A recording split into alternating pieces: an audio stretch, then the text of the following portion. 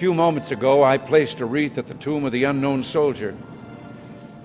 And as I stepped back and stood during the moment of silence that followed, I said a small prayer.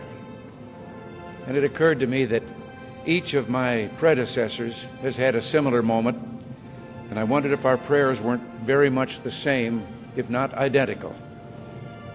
We celebrate Veterans Day on the anniversary of the armistice that ended World War I, the armistice that began on the 11th hour of the 11th day of the 11th month.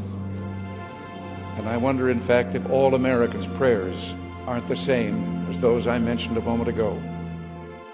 For all we can ever do for our heroes is remember them and remember what they did, and memories are transmitted through words.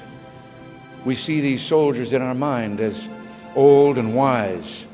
We see them as something like the founding fathers, grave and gray-haired. But most of them were boys when they died, and they gave up two lives, the one they were living and the one they would have lived. When they died, they gave up their chance to be husbands and fathers and grandfathers. They gave up their chance to be revered old men. They gave up everything for our country, for us. And all we can do is remember.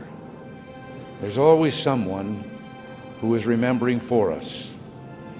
No matter what time of year it is or what time of day, there are always people who come to this cemetery, leave a flag or a flower or a little rock on a headstone, and they stop and bow their heads and communicate what they wished to communicate. I think sometimes of General Matthew Ridgway, who the night before D-Day tossed sleepless on his cot and talked to the Lord and listened for the promise that God made to Joshua, "I will not fail thee nor forsake thee." We're surrounded today by the dead of our wars. We owe them a debt we can never repay. All we can do is remember them and what they did and why they had to be brave for us.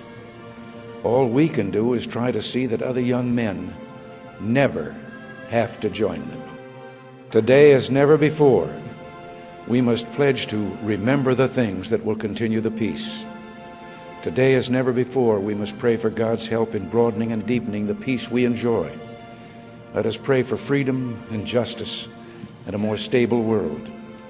And let us make a compact today with the dead, a promise in the words for which General Ridgway listened: "I will not fail thee nor forsake thee."